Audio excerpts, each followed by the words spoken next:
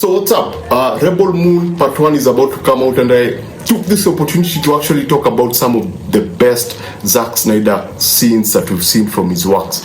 Now, this guy has a portfolio that is very distinct. If you see any Zack Snyder work, you know it's a Zack Snyder work. And I wanted us today to look at one, the action sequences. The action scenes in some of these movies that clearly stand out. Number two, scenes that actually define a movie. You go like, wow, I watched Watchmen, but there was that particular scene that I went like, all things that Zack Snyder just does that actually define his work. You know, things that make it distinct and sometimes make it memorable. I'm looking at 24 scenes, and those scenes include action set pieces and moments like openings, title sequences, or moments within the film that actually stand out in all his movies. And I'm actually counting from, the good to the absolute masterpiece. And I'm talking more in terms of how this moment happened in terms of sequencing a scene. By sequencing a scene, I mean the flow of events. For example, the flow of an action set piece or the flow of a story within a particular moment. So I'm sure some of you don't understand it, but with time, you'll get exactly what I'm talking about. So let's start with number 24. And that is Legend of the Guardians, the Owl of Gaul, the fire scene. The fire scene, I mean, the third act, it's the final action set piece, and the lead, the main character, the main owl, has to take out the villain, and so he grabs this kind of a ball thing, and then he has to fly through the fire and try to scoop a bit of fire, and the flames are up in the background, and the bird is flying in slow-mo. So I remember that scene clearly, because it was one of those moments in the film, in a theater where I went. I was really young when I saw this.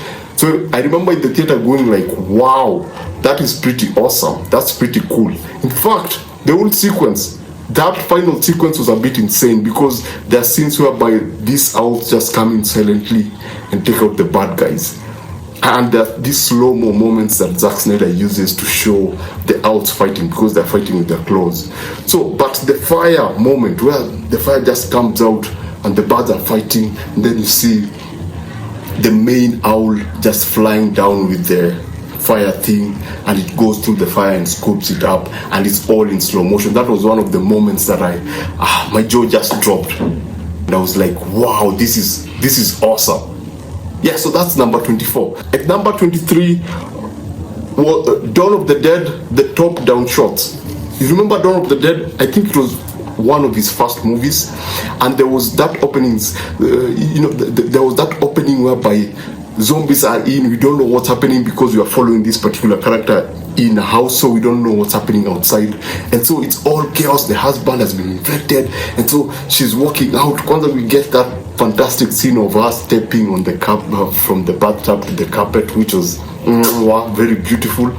And then the blood, just the look of the blood, and then there's a lot of chaos, and then there's an ambulance, and then someone is falling from the ambulance, and then they get into the ambulance and try to get away, and then you get that top-down shot of the ambulance just going through the estate and just crashing onto other building. I was like, wow, that's cool. I was like, that's very, very cool. It's very memorable. It's something that remains with you in your head. And then there's the other scene when they're trying to leave the mall, and then they're with the convoy, but then they're blocked by this. There are so many zombies around. And the camera just goes up, and now you can see the small space that the explosion has created, and then you just see this swarm of zombies everywhere. I was like, oh, that's awesome. And I went like, wow, those two shots actually were like super. Yes, you have all these other moments within the movie, but those two shots for me were like the ones that stuck with me when I remember Dawn of the Dead. So that's number 23. Number 22, we have 300, the children training with the voiceover, with the really cool voiceover. If you remember 300, there was a moment that we were now being taken onto how Spartan kids are brought up and what they have to go through. And there's this kid standing over the other kid breathing, and they're bruised, and then they're like, that was pretty cool. And then they have to go, and then you go through Leonidas, and he has to go to the forest to fight a wolf, a big black wolf. That whole scene is iconic. I believe we've had the wolf wallpaper. During one time in our teenage years, we've had that wolf somewhere as a wallpaper, and for me, that was one of the most iconic moments within the film. You know, the child fighting, the voiceover, which was pretty cool, and the wolf and Leonardo's finally using a shadow to show him kill the wolf. So that was pretty cool. So at number 21, we have Adrian's assassination in Watchmen. I hope you remember Watchmen, whereby Adrian, one of the villain, hires assassins to actually come and try to assassinate him. And then we get that awesome moment whereby he's being shot at, and then he moves to the side, grabs one of the metallic stands and just hits the assassin with it across the chest, and you get that moment of a speed ramp where it goes slow, quick, then slow, then really quick, hitting the guy. That for me was pretty awesome. I remember very well watching Watchmen. That's the moment, apart from the opening scene, that was the other moment that actually grabbed my attention and went like, yeah, this is Zack Snyder. This is the guy who made 300, because of that small moment of he's trying to get shot, he ducks, and then he goes around, grabs something, and just slams that guy with that whatever, and then the guy takes cyanide and dies. Number 20, Zack Snyder's Justice League. We have a very small moment that I remember was in the first trailer that was released for Justice League before the studio took over. There's a moment that the Flash and the Justice League, the first time that they have to work together and go to try and rescue the doctors, which include Victor Stone's father. They've been kidnapped, and so they go underground.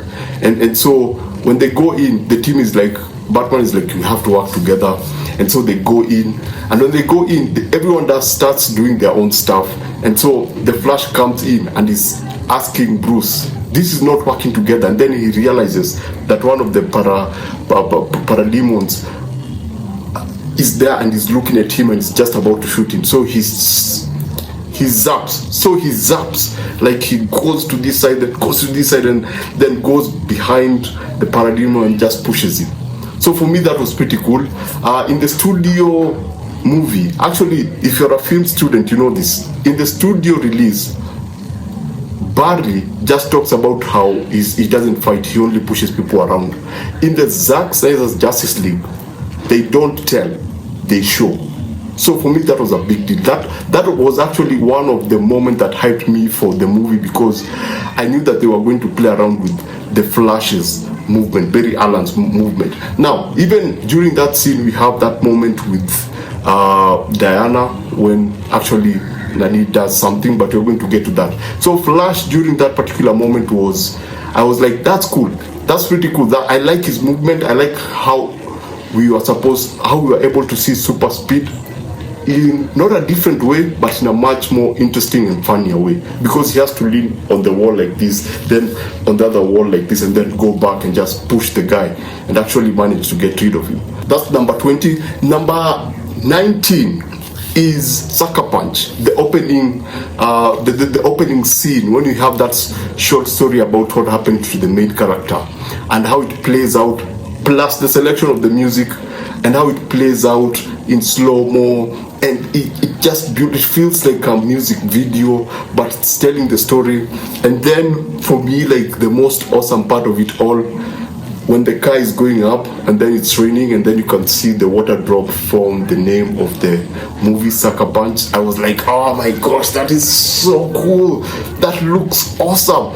And then generally, that's Zack Snyder. He likes to do a lot of short things that actually try to give you a summary of what is going to happen in the next movie. Or he tries to, compress a lot of information in a short time and make it interesting. Again, what is predominant in this particular short introduction? Show, don't tell. It's not exposition. It's not someone coming and telling you, oh, you know her, she came here because her sister this and this happened and then this and this happened. No, Zack Snyder doesn't really rely on that. He goes with that, I need to show you what happened, but in a very, very quick way. So that's number 19. At number 18, we have Watchmen, the prison scene. I'm not trapped here with you, you're trapped here with me. I think you remember that from Rorschach when he was looking for his mask. Just basically that whole scene is just a badass scene. The the whole thing from the beginning to the end. I love Rorschach. I love how brutal he is. I love how smart he is with the fight, and I just love how Zack was able to, we've been following this character. We haven't really seen him trapped. We haven't seen how aggressive this character is. So he gives us that opportunity whereby we get a line that we can all, at one point in our life, actually use. At number 17, we have BVS and Zack Snyder's Justice League opening scene. Basically, with this, I love the way Zack Snyder usually combines the events of the previous movie to this movie. For example, in Batman vs Superman, we get the events of Man of Steel, but from a different perspective. And now we get to understand why Bruce is angry, because he just can't go to war just for absolutely no reason. He actually sees how destructive these two people are. They're actually aliens, but looking at it from a Superman point of view, you go like, these are people from another planet and they're trying to live in this planet, and they're actually good people. But if you look at it from a Bruce Wayne's point of view, these are aliens who are here to destroy the planet, and he actually watches one of his buildings and the employees just get destroyed by just a laser beam from one of these people. So his actions after that are justified, and I like the tension because it doesn't begin the way a movie is supposed to begin. It begins up here. It's just like, yes, we are getting into this and we are going, and that goes to show.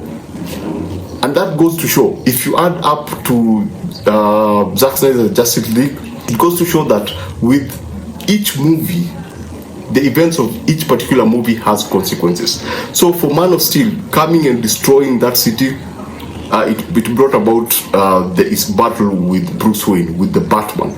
Then after that movie, the death of Superman triggered something. With Zack Snyder's Justice League, if you remember, the opening of the movie is the death of Superman, and the repercussion of that. What does that bring? What's the consequence of actually that happening? And so he sets up, the three movies are a very good unit. They're like a one long movie. If you actually think about it, you can actually watch them back to back without cutting. At number 16, we go back to Zack Snyder's Justice League. We go back to that fight I was talking about in Gotham, whereby Steppenwolf and Diana get to fight Wonder Woman, and we get to see a lot of cool shots with the Flash, whereby he does that thing with the sword. We get to see a very interesting scene, and this got me thinking, does Wonder Woman have super speed? Because there's a moment whereby they're fighting with Steppenwolf, and then you can see his axe somewhere, and then Wonder Woman somewhere, and then they look at each other, and then Wonder Woman rushes to one side and does that thing. So I remember that shot very well, because I thought, wow, she moved really fast. I was like, maybe she does, I don't know. I'm not really good with Wonder Woman or whatever, but that particular scene, that whole scene with Batman and the crawler thing shooting out, that was a very, very well directed sequence from the beginning, from Cyborg with the extra arms, from Steppenwolf lifting up the doctors and actually asking them questions, and how just huge he looked. He looked different from the theatrical release. He looked big, he looked menacing, just the whole thing. Flash doing his thing, Batman doing his thing, Wonder Woman doing his thing, and then this is the first time we get to see Arthur come into play as a part of Justice League. That is Aquaman. You see him try and rescue these other people, and then obviously Cyborg bails out. Then we get those moments that actually try to give us an idea of how this unit, as much as they're trying to work together, have their own agenda and have their own motive and have their own way of working. So they lack that unity. But it makes for a very interesting sequence. It makes for a very well-directed sequence. So at number 15, we have 300. The death of that guy's son. 300... the Spartans, when they go to war, you can't come with your son, you have to leave your son, you have to leave someone that will rule after you, but you have this one guy who comes with the son. And then during battle, at one point, that whole sequence, because it doesn't continue from where they began. Usually we get that one sequence where there's a is it a single take? Yeah, I remember it looking like a single take, and then they're fighting, and then at one point someone comes from behind and just chops off the son's head. And I was like, oh shit, because I already knew that this was the son, and then the father actually sees it and he loses his mind. So for 300, I thought that was like that moment where you understand the consequence of war. And Zack Snyder took the time to actually make you understand the pain of a father losing a son, especially when in regards to just war. He was with the son everywhere. He was trying to protect the son, and then he has to watch the son, get beheaded in front of him. So that was a moment for me that I went like, wow, war can be brutal. People lose people. People lose a lot in things like this, and it's not, yes, it's a movie, it's all fun, it's all, oh, let's do this, let's go and fight, we are Spartans, you cannot get defeated. But there are moments like that, but that just ground you and remind you that war is not cool. 300 was number 15, so now we go to number 14, which is Army of the Dead, the opening title, whatever, sequence. Zack Snyder does that thing again of showing, not telling, because it could have been easier to have just a splash of the name of the title, Army of the Dead, and then during the movie you have someone now talk about what happened in Las Vegas. You have someone talk about what happened to Dave Bautista's kid, what happened to him and his wife. Have someone talk about what happened to some characters. Someone explain why they have all this input. Zack Snyder chooses to use the opening title sequence to actually let us know what actually happened to LA after those aliens, after all those zombies, whatever happening on the road happened. After that, what actually happened? It takes that opportunity to actually show us what happened in Las Vegas, and by the time that title sequence ends, we all understand Batista, we all understand the containers, we all understand what the army actually previously tried to do. So that was pretty cool, and I was like, yes, classic Zack Snyder, show, don't tell. Army of the Dead was number 14. So at number 13, we go back to Sucker Punch. We have the giant samurai scene. We have had at one point, if you had a laptop during the release of Sucker Punch, you've had a wallpaper of the 3 giant samurais.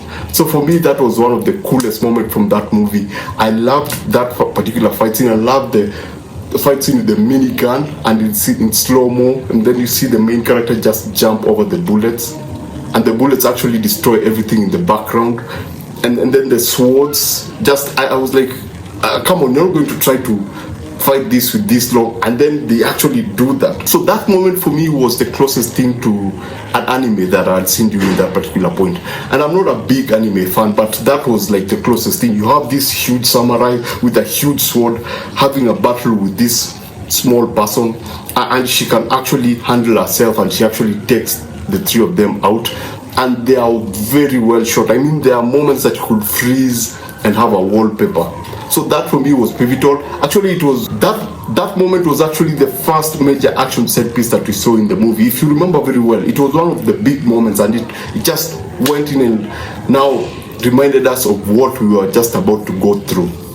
At number 12, we have Zack Snyder's Justice League, the final action set piece, and the Assemble. We all know about the Avengers. There's that shot that goes around them when everyone has their weapon and they're like all posing. But I think one of the most underrated moments in the superhero movie was when the Justice League have that freeze frame. I think I'll show it here. When they're all in the air jumping, Batman in the car, Cyborg flying, you have Aquaman, posing. Man, that was so cool. And the whole final set piece sequence, pretty cool. I don't know if you guys understand how you sequence an event actually matters a lot. How events flow, that natural smooth flow. Like this happens, then this, then this, then the Barry Allen is trying to run, then they fail. So everything now is Darkseid is just about to come in. Barry Allen is down. So what's going to happen? So Barry now comes to that realization, and then he understands that this is his moment. He has to do this. Then he does it, and then you're like, God damn, are they actually going to do it?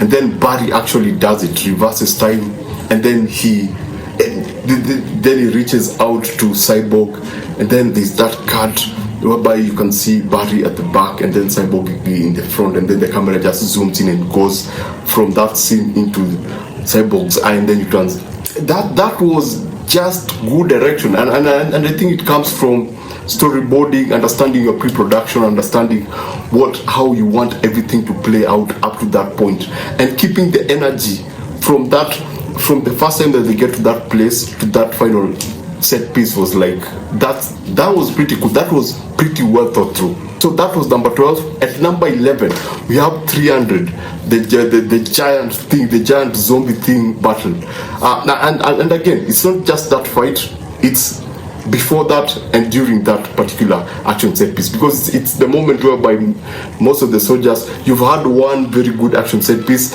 and you're like, how are they going to elevate this? Where are they going to take this? I mean, is it going to get wilder than what we've seen? And they actually elevate it. They get now better. You know, the first lot were just people, and now they bring in the professionals. You know, the warriors of doom, the guys with the black mask, and then Leonidas and his team have created a wall of dead bodies. That was, I was like, is that a wall of dead? Yeah, that is a wall of dead people. And then now the wall falls. And after it falls, you have now the battle between them and the people with the mask, and you're like, are they going to elevate this? Are they going to? Then they release that creature thing who is beating everyone, who just wants war, and he's much bigger than the other people. He looks more aggressive, he looks more badass. And then you get that moment with the almost losing an eye. You get another moment with the axe going over the helmet thing. So that moment for me was like, oh, this is so cool, this is perfect. And again, look at how that part is structured. There was very little to say. It's just a good action set piece where it's a battle between these two. Yes, you have all this other noise around, but it's these two, and Zack Snyder does a good job establishing just how badass this thing is, because he doesn't only fight Leonidas, he's trying to also fight all these other people. He gets like stabbed in the hand and he feels absolutely nothing. So you get how badass this thing is, and when Leonidas takes the thing out, you go like, okay, this is going to be an interesting battle. So basically that's 300 at number 11. At number 10, we get a very interesting scene from BVS. And I know most people will disagree with this, but we get one of the best car chase scenes. That's the Batmobile, and the reason I'm saying that it's actually a really cool car chase scene is because at the beginning of the scene, you have the Batmobile keeping up with the bad guys who have like super strong cars like a Land Rover and there's a truck, but the Batmobile is able to keep up with them while still towing another car. A car that is actually not on the surface, is just being thrown everywhere. And if you've ever driven a car, you know how that you can't actually speed with that, because it will make your car lose control, because that is a lot of weight jumping around carelessly. And to be able to keep up with that, your car has to be like super powerful.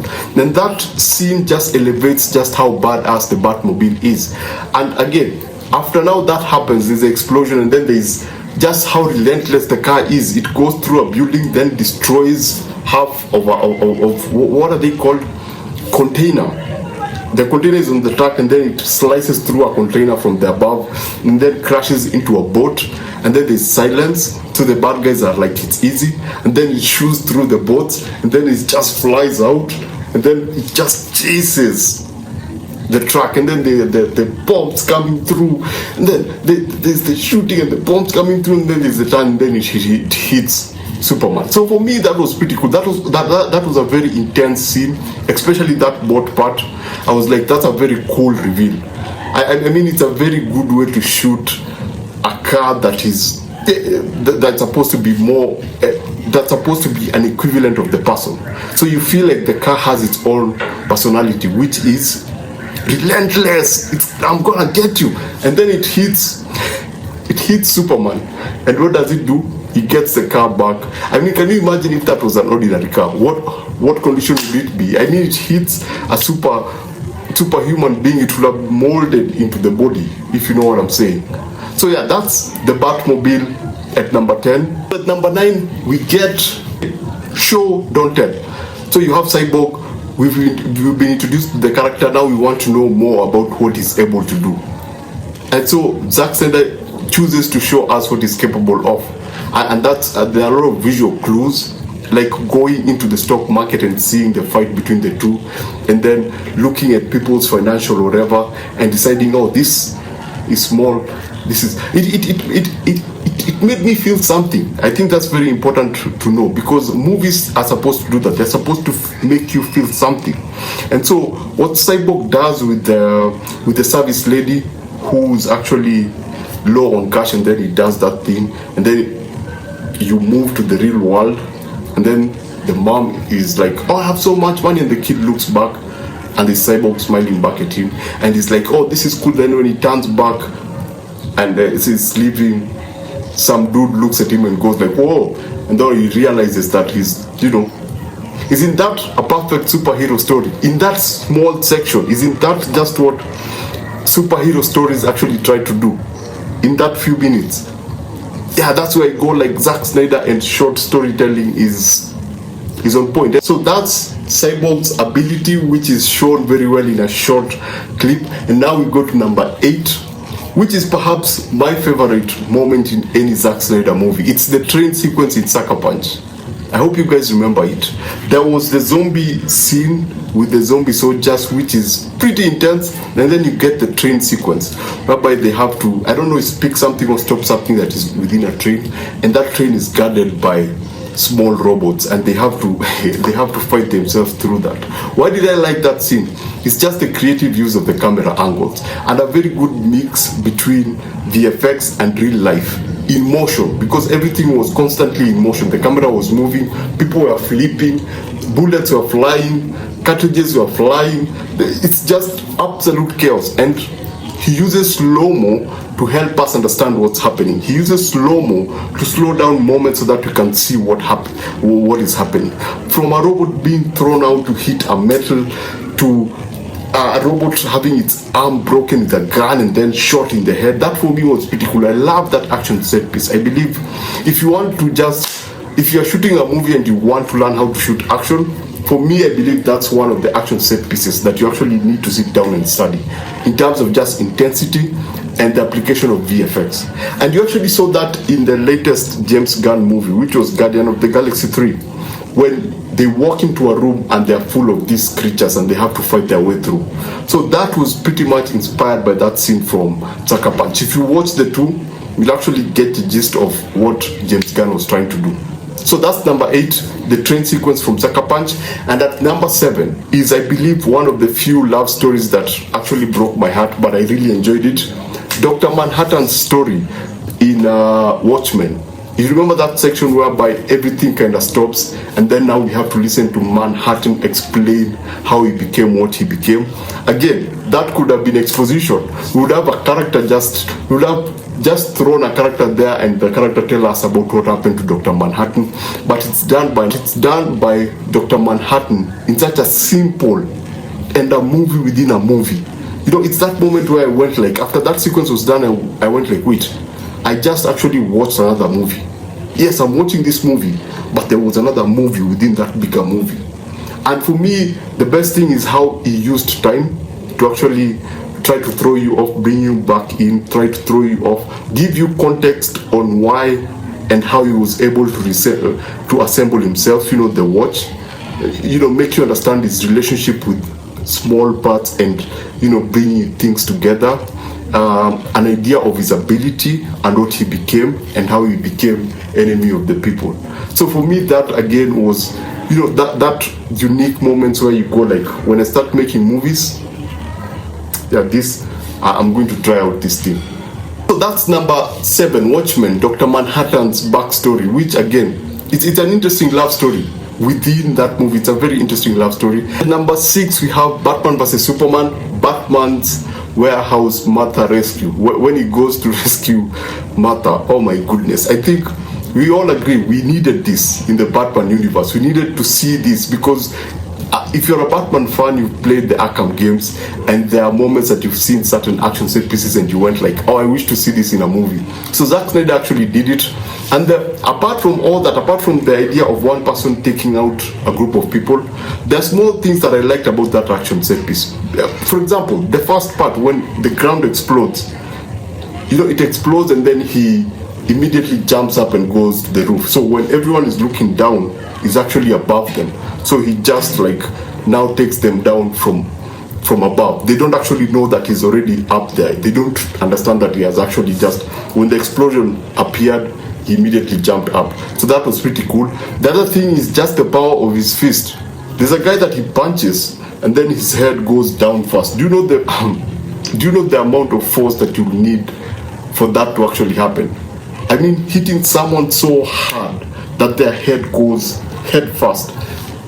Even, do you know how many times I tried to figure out how they were able to do that stunt? Because it looks impossible. The person who did that stunt probably broke his neck or something, because that's how it looked like. Then it also shows that Batman is not is also it also goes to show that he's vulnerable during these fight scenes, because we had moments where he was stabbed, we had moments where guns went off close to him and he was actually aggravated, and he actually made him more angrier. It was more brutal. This is a Batman this is the kind of Batman, if you remember the introduction of Batman within the movie, that is, people are more afraid of the rescuer than the people who captured them. For example, the young ladies who are rescued in the movie are like, yes, that thing, they talk of a thing. When Superman rescues you, you go, yeah, it's all good. When someone like Iron Man rescues you, you go like, yeah, boy, we are all good. But when this version of Batman rescues you, you're terrified, you're traumatized by what rescued you than the situation that you were in. For this version of Batman, especially with that beat down, that was pretty awesome. That was a very cool scene. I remember it's actually one of the things that sold me to the movie, because they had that fight scene in the trailers, and I would have wished it would have been just a little bit, but they had that fight scene and I was like, damn, that's cool. At number 5, we have Cyborg's flashback.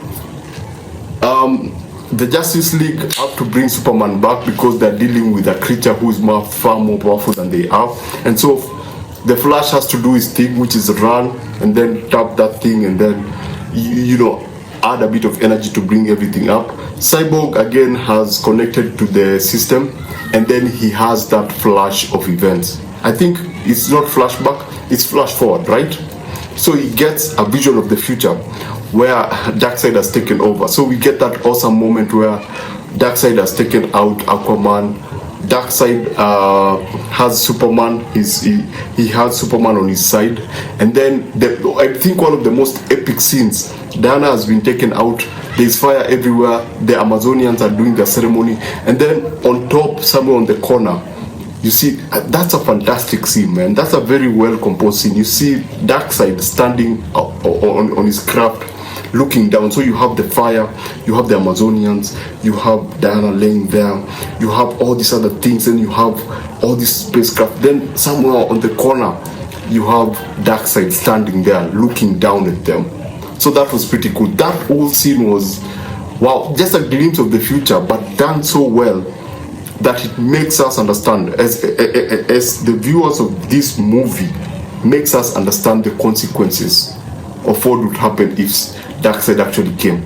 They actually gave us a sense of the threat, gave us an idea about the threat of what could happen in the future. So that's number 5. At number 4, yeah, we all know this, the 300 shot, the 300 shot that we all know, we are all familiar with, the track.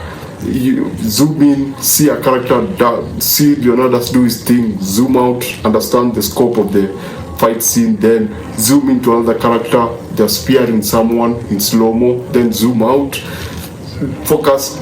That's one of the, okay, something boring. Started off with Terminator 2. I went like, I've never seen anything like that. That is amazing. So the Matrix, still as a kid, went like, oh my goodness, that's the coolest thing ever created. Then, now to top that, 300 happens, and I see that scene and I went like, how is that even possible? I would really want to do something like that in the future. So yeah, that's 300. That particular scene is, I think, the most iconic scene from 300. It's one of those scenes that, it will go down in history as one of the best short scenes out there, in terms of just, creativity in the camera, doing something different, because they shot it. I think I saw something on the behind the scene on how they actually did it. It was pretty cool, and it was pretty different, and it's one thing that stays with you, even with all the cool characters, with all the cool moments in 300. That's one of that part of that movie that you go like, god damn, that's cool. So that's 300 at number 4. At number 3, I know we all know this, and some of you were waiting like, where is this particular scene? We love it. It's one of the best scenes ever from a movie, Watchmen.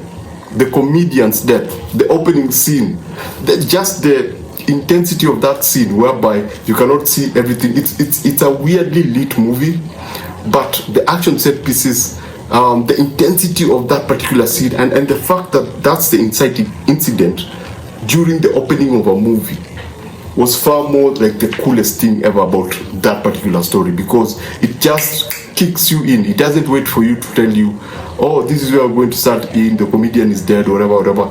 They made an effort with the story to just introduce you to the inciting incident, so that you can understand actually what happened, and the events that are going to happen after that are connected to this first event. But apart from that, it's just the intensity and the brutality of that scene that I remember very well. It's one of those scenes that at no point do you actually think about the slow-mo and the speed ramp and everything else that they do visually. It's because of how it's shot and just how quickly it comes in and goes out, and how just the fight, you feel each punch. The sound design is on point. You feel the glass break, you feel grunts, you feel the comedian struggle. You see his state, and during that particular period you can tell at his particular mindset. And I believe in terms of superhero movies, that's one of the most superhero moments that we've ever had, in terms of just a fight scene. Because unlike all those other superhero movies where people are flying around beams, super breaths, super punches, doesn't have that. That's a very grounded scene. It reminds me of that scene from a new movie, The Killer from David Fincher, which is on Netflix. They also have a scene like that, where it's a very grounded fight scene, where they utilize sound design, and there's minimal lighting. They utilize sound design, and they utilize just very, very good movement. But in terms of Zack Snyder, he utilizes speed ramp in a way that just makes everything feel and look good. And of course, wallpaper moment, the comedian is thrown out of the window. In slow-mo, everything breaks and it's just floating in the air. That's a wallpaper right there. And then the smiley face with the blood. Actually, so what I think the directors did and the comic book did is tell you, you see this small yellow thing? You know why it has a blood over there? It has a spot of blood over there. And why it's on the ground on the street? Well, let me tell you about that. And then now we go into whatever happened. So yeah, that's number 3. The comedian's death from Watchmen. And now let's go to number 2. Number 2, we go to Zack Snyder's Justice League. We all remember this moment. I don't know if some of you thought it would be here, but it's that moment when Superman actually resurrects and he has to take on the Justice League.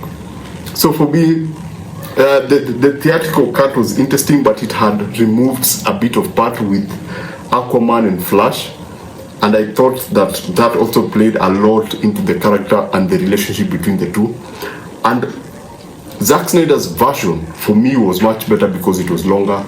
And by removing that Flash moment, because it's a moment where Flash is running on one side, Aquaman is running on the other side, and then Aquaman is coming from the back, Flash is coming from the front, and then Superman just stands on the side and pushes Barry, and Barry collides with Aquaman, and they all end up falling somewhere.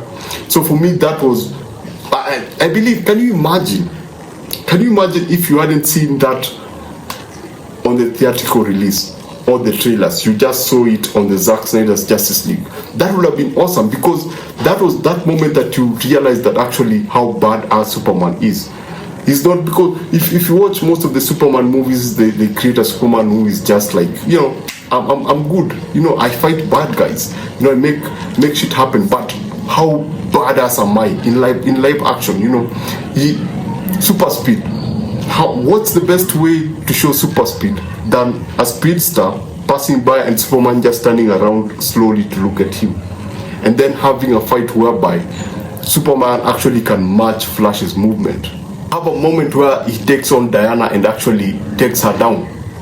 That was pretty cool. I actually really loved that scene, because now we almost got to see Superman in his full element. And for me, what worked was the sequence of events. Very well thought through.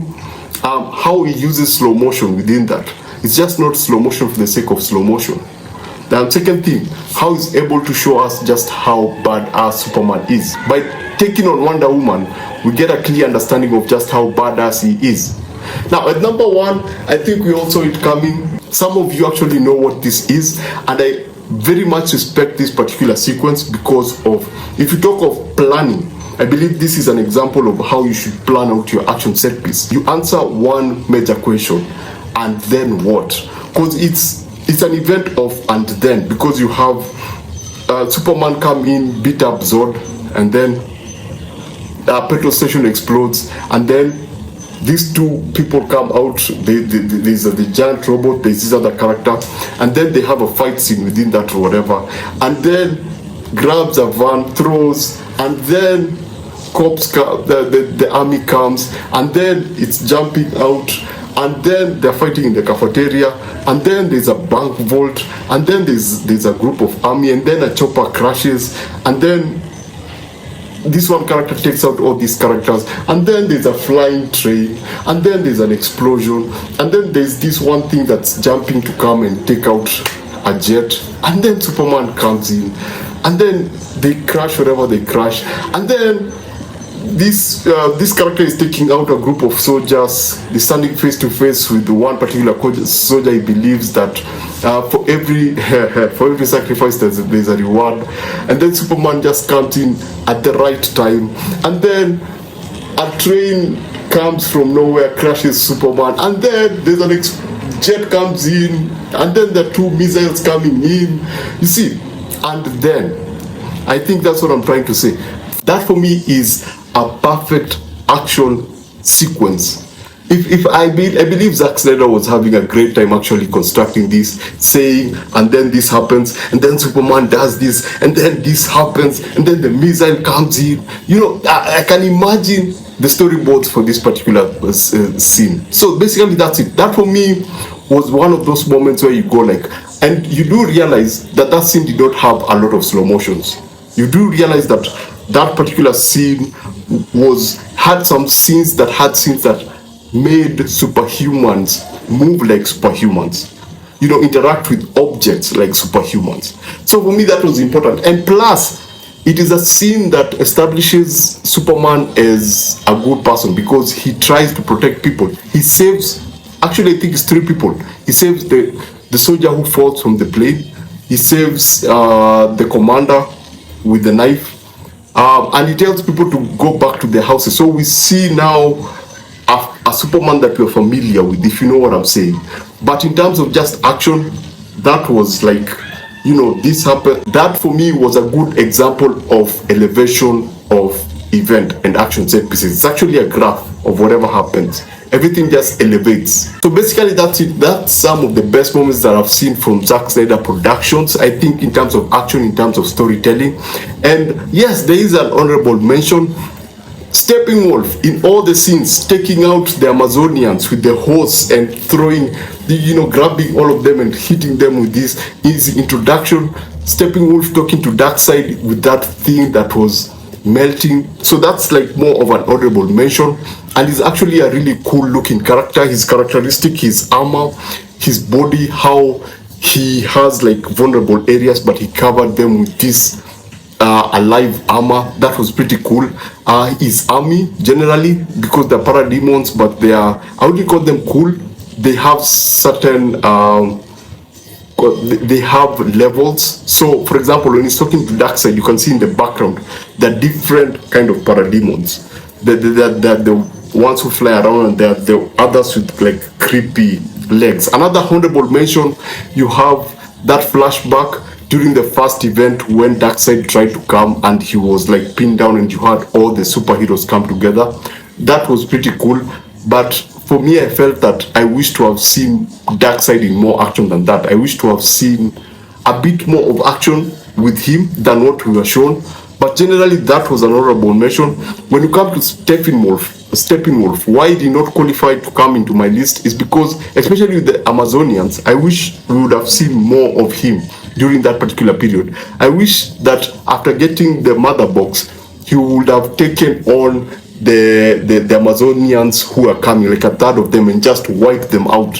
So that when he meets Diana in Gotham and they're fighting, when he says that my axe is still, I don't know what, with your sister's blood, that would have made more sense. So that's why I felt like that scene did not like really, it felt like I'm just here to get the mother box and I'm out, rather than I'm here to get the mother box, I'm badass, so let me just put that aside. Oh, you have this army, I'm going to take out a third of it, and then later on realize, oh, this thing is wasting my time, fighting these people is wasting my time, let me just get out of here. So he just leaves, not because he's afraid of the army, but because the army is wasting his time. So basically that's it. I hope you enjoyed the video. I hope you enjoyed my list. Do you have your own list? Do you have scenes that I've actually left out? Are you a fan of Zack Snyder's work in terms of sequencing action set pieces? What are you looking forward to in Rebel Moon? For me, I'm looking forward to the action set pieces. I won't lie. I want to see how he sequences action set pieces. That's all. For me, that is all that matters. Yes, there are characters, there are stories, and the visual effects, of course. And I want to see where he's going to take the whole story. Is it going to go more than where he has already established? So I'm pretty excited. Thanks for watching this video. Remember to always enjoy what you watch and watch what you enjoy.